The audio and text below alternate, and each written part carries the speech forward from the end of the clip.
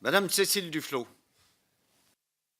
Merci, Monsieur le Président. Je ne vais pas ajouter aux remerciements. Néanmoins, je les partage évidemment parce que je pense qu'il y a un grand intérêt à ce que, d'une part, ce soit une commission issue du Parlement et ensuite qu'elle mixe experts divers et politiques avec des expériences et des pratiques forcément diverses. Je voudrais parler de 3 éléments.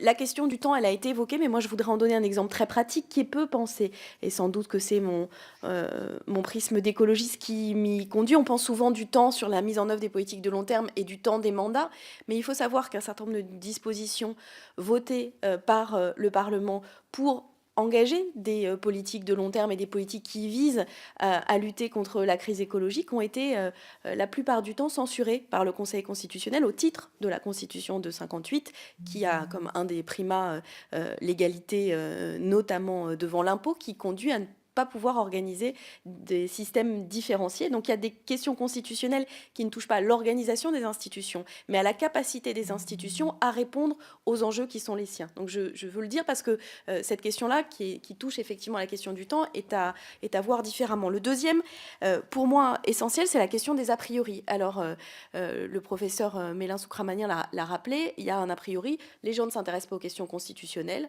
premier a priori. Deuxième a priori, la cinquième est solide. Alors, si vous n'avez pas entendu 150 fois cette phrase, vous n'avez pas entendu.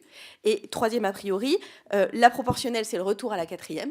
Ah, ça, c'est la quatrième, même pour une immense majorité d'entre nous qui ne l'avons jamais vécu, c'est l'abomination. Et donc, ça ne mérite même pas de discussion. À partir du moment où on dit c'est la quatrième, de toute façon, il ne faut plus y toucher.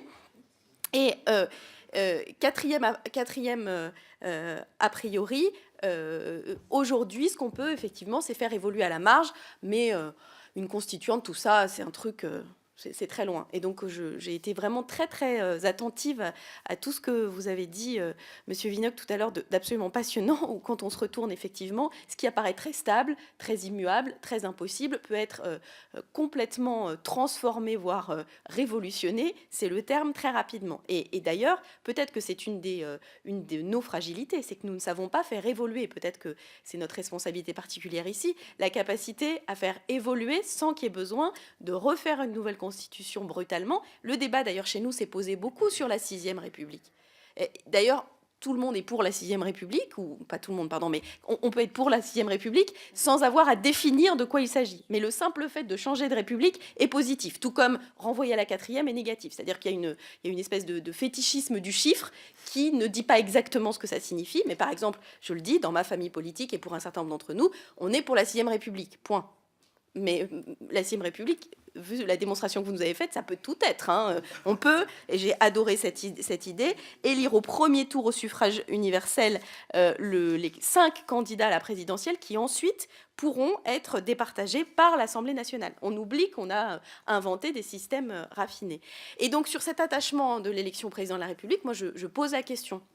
Je pose vraiment la question parce que je crois qu'une des difficultés que nous vivons aujourd'hui est sans doute que le peuple souverain, puisque nous allons utiliser ces termes et c'est intéressant, vit lui-même l'épuisement du système présidentiel concentré du fait des différentes réformes de la Constitution de 58, avec 2 personnalités, le précédent président de la République et l'actuel, qui ont des caractères et des convictions et des modes d'expression absolument opposés, mais avec la même difficulté, c'est-à-dire qu'aujourd'hui, le président de la République n'est pas seulement l'outil de l'exercice du présidentialisme, mais il en est aussi une victime. Et il ne peut à aucun moment s'en défaire, puisque le système lui-même renvoie en permanence sur lui, sur sa personne et sur sa décision propre, voire sur son expression individuelle. Donc il est tout autant otage que responsable de la situation dans laquelle nous nous trouvons.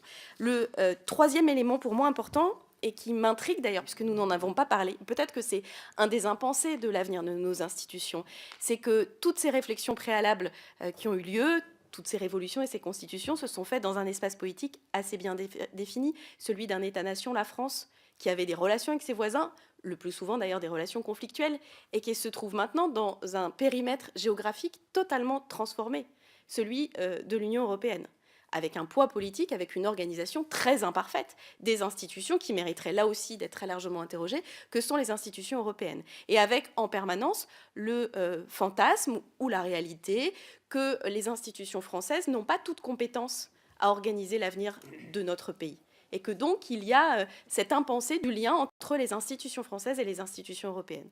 Et je pense réellement que nous avons une réflexion à avoir sur l'avenir de ces institutions, sur cette meilleure articulation. Nous avons pris une décision qui est de l'incompatibilité d'un mandat de parlementaire français et d'un mandat de parlementaire européen. Ce qui fait qu'il y a des parlementaires européens qui ont une vie particulière, qui d'ailleurs, c'est une spécificité française, n'ont que peu de reconnaissance dans la vie politique, voire institutionnelle de la France. Ils ne sont pas, voire très rarement auditionnés ici quand nous travaillons à l'Assemblée nationale. L'inverse d'ailleurs est assez vrai. Les parlementaires français sont totalement exclus de tous les débats européens, par quelques rares exceptions. Et je pense que cette absence de lien, cette impensée, voire même cette incommunicabilité, ou même sans doute la fragilité que nous avons à avoir, la volonté de réfléchir sur le périmètre de nos institutions, sur un périmètre uniquement national, nous met dans une difficulté qui est, je crois, assez largement perceptible. Et enfin, mon dernier point, ce point était géographique, l'autre est temporel, c'est la question de la perméabilité entre local et national. Parce que je crois qu'il y a un vrai sujet à aborder en profondeur, qui est que nous avons une responsabilité ambivalente. Alors, je sais qu'il était de bon ton chez certains parlementaires d'écrire sur leur papier lettre député de la nation et ne faire aucune référence à la circonscription de leur élection. Mais nous avons aujourd'hui, du fait de l'affaiblissement réel du rôle des parlementaires, parce que j'ai entendu ce qui a été dit sur la nécessité de prendre en compte sa majorité, mais aujourd'hui, et je le dis sans aucun esprit de polémique, de manière très analytique, la politique qui est menée n'est pas en cohérence avec la majorité qui a permis l'élection du président de la République et de son gouvernement. C'est une réalité. Et d'ailleurs, c'est pour ça que, entre guillemets, la 5e est solide, ça fonctionne quand même. Ça fonctionne quand même, mais est-ce qu'on peut dire que ça fonctionne bien? Je n'en suis pas certaine.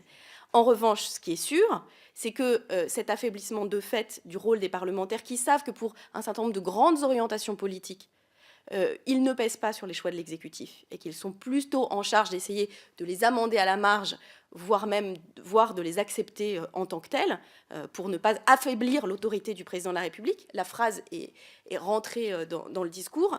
Il y a une forme de repli et de concentration sur des enjeux locaux, des enjeux de représentation. C'est-à-dire qu'on est le porte-parole de son propre territoire, on porte à l'Assemblée certaines thématiques, voire d'un rôle de lobbying interne où on négocie sa voix et la participation à la majorité, moins sur l'adhésion aux orientations portées par le gouvernement, dont on a compris qu'elles s'appliquaient, mais sur des contreparties diverses et variées qui pourront bénéficier à son territoire et qui seront dans une certaine mesure favorable dans une hypothèse de réélection. Je sais qu'en disant ça, je ne suis pas très politiquement correcte, mais puisque vous nous avez invité, Monsieur le Président, et que j'ai accepté cette invitation, vous connaissez ma particularité, soit je ne viens pas et je ne dérange pas le bon ordonnancement, soit je m'autorise, bien que nos débats soient publics, à dire ces choses, parce que je pense que si nous voulons faire avancer le sujet, y compris pour nous-mêmes, il faut être capable d'avoir ce recul sur notre rôle et notre manière de travailler en tant que parlementaire. Et que ce repli local ne verra pas une réponse totale par le non-cumul, même si c'est un sujet absolument décisif. J'ai des tonnes, vous me permettrez de prendre un instant mes fonctions d'ancienne ministre. C'est pire chez les élus locaux qui sont aussi parlementaires que chez les élus locaux qui ne cumulent pas cette tendance-là. Parce qu'étant donné l'absorption du temps, il y a une obligation et une nécessité d'avoir une réflexion sur un certain nombre de politiques menées qui sont vues par le prisme local. Je le dis notamment, et certains pourront s'en souvenir, sur tout le volet relatif à l'aspect urbanisme qui a été moins vu de la loi Allure, pour lequel le prisme local était assez décisif, voire totalement décisif dans la réflexion de certains parlementaires. Donc je pense que nous avons cette réflexion-là et ce sera ma conclusion, parce que même si la 5e est solide, les institutions, etc., qu'il ne nous est jamais rien arrivé, je sais, pour avoir lu et regardé, qu'avant le moment d'un grand basculement, et notamment institutionnel ou politique, en général, ceux qui y sont le moins préparés et qui en sont le moins conscients sont les acteurs qui sont au cœur de cette histoire. Et que nous pourrions parler très confortablement dans des locaux, même si, comme mon voisin trouve, ne sont pas suffisamment chauffés, de l'avenir, etc. Et puis tout d'un coup, nous serions tous, les uns et les autres, emportés par ce qui a fait que nous avons quand même, et c'est assez notable, 15 constitutions depuis 1791. Alors c'est vrai que la situation est très posée depuis maintenant 1958 assez largement, mais nous sommes toujours vulnérables à ça et je pense que c'est toujours intéressant de se dire que comme nous sommes les principaux concernés et au cœur de l'histoire, nous devons avoir la conscience que nous ne sommes pas forcément les plus lucides sur la nécessité de notre propre évolution, ce qui nous en rend d'autant plus responsables. Merci.